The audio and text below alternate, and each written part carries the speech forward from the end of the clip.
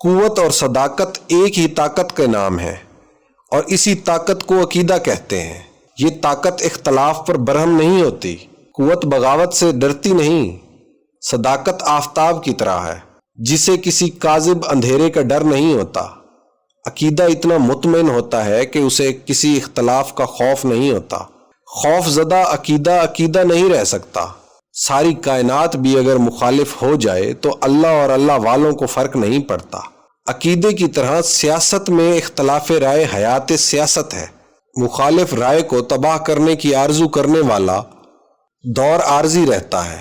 جو زمانہ تاریخ میں داخل نہ ہو وہ چاہے کتنا طویل ہو عارضی ہوتا ہے۔ ہر انسان کو رائے دینے کا حق ہے، رائے رکھنے کا حق ہے، زندگی گزارنے کا حق ہے۔ ہمارا مخالف ہی تو ہمارا ثبوت ہے اور وہی ہماری تقویت بھی۔ اپنے اپنے مدار میں گردش کرنے والے لامحدود ستارے آسمانوں کی رونقیں ہیں۔ اسی طرح کثرت رائے زندگی کی رونق ہے۔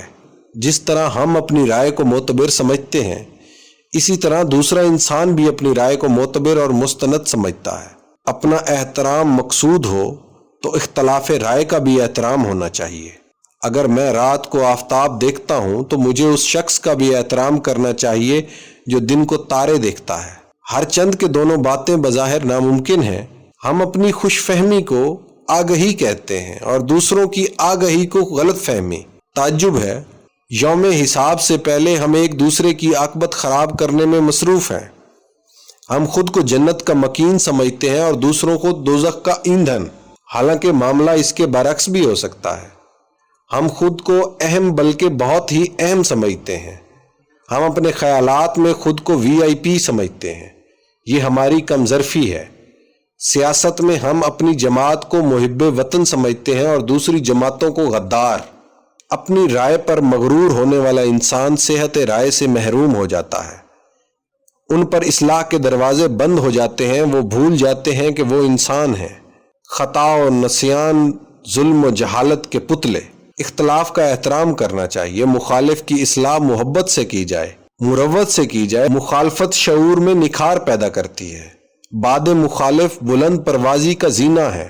اختلاف ہی بے قراری پیدا کرتا ہے۔ اختلاف کے دم سے زندگی جمود سے نکل کر تحریک بنتی ہے۔ حرکت زندگی ہے، جمود موت۔ اختلاف انقلاب و ارتقاء کا ذریعہ ہے۔ عظیم انسان اختلاف کو قدر کی نگاہ سے دیکھتے ہیں۔ وہ جانتے ہیں کہ زندگی کا وسیع تر اختلاف زندگی کا حسن ہے اور خالق نے زندگی کو اختلاف کے زیور سے مزین فرما کر اسے حسن بخشا ہے۔ ایک گھر میں پیدا ہونے والے اور ایک چھت کے نیچے پرورش پانے والے ایک انداز فکر نہیں رکھتے۔ ایک دسترخوان پر پلنے والے ایک جیسا ذائقہ نہیں رکھ سکتے۔ دنیا کی طرف رجوع کرنے والے اور آخرت پر نگاہ رکھنے والے الگ الگ رہیں گے۔ بھلا سونے والا اور جاگنے والا کیسے برابر ہو سکتے ہیں؟ ساری دنیا فوج نہیں بن سکتی کہ ایک ہی وردی میں ملبوس ہو۔ دنیا میں لباس الگ الگ رہے گا، مزاج الگ الگ ہوگا، رنگ الگ الگ ہوگا، عقیدے مختلف رہیں گے، دریا ہمیشہ رواں رہیں گے اور کنارے ساکن ہوں گے، پہاڑ بلند رہیں گے اور میدان کشادہ، کنجوس کا دل تنگ رہے گا اور سخی کی پیشانی کشادہ۔ ہمارے عقائد، ہمارے تخیلات اور ہمارے رجحانات ہمارے ملبوسات کی طرح الگ الگ رہیں گے۔ ان ملبوسات کے اندر ہمارا وجود، حقیقی وجود، وجود واحد بے رنگ ہے۔ اس لیے ہم رنگ ہیں۔ انسان انسان سے غیر نہیں، لیکن فکر اور عقیدہ الگ الگ۔ ہر آنکھ میں آنسو یکساں ہیں، ہر دل کی دھڑکن ایک ہے، ہر ماں کی ممتا ایک، ہر مسافر ایک ہی سفر پر ہے اور تمام مسافر ہم سفر ہیں۔ ہر اثاثہ راہ میں لٹے گا، ہر آرزو نا تمام ہے، ہر آغاز ایک سے انجام پر ختم ہوگا۔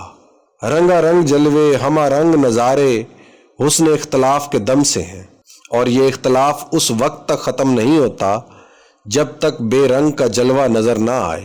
بے رنگ کی روشنی کے سب رنگ ہیں۔ 7 رنگوں کے جلوے دراصل سفید رنگ کے دل فریب روپ ہیں۔ کثرت اس وقت تک سمجھ میں نہیں آتی جب تک وحدت آشنائی نہ ہو، اور وحدت اس وقت تک سمجھ میں نہیں آتی جب تک کثرت شناسائی نہ ہو۔ اختلاف حجاب ہے اور یہ حجاب اس وقت اٹھتا ہے جب اختلافات پیدا فرمانے والے کا فضل شامل حال ہو، نہیں تو نہیں۔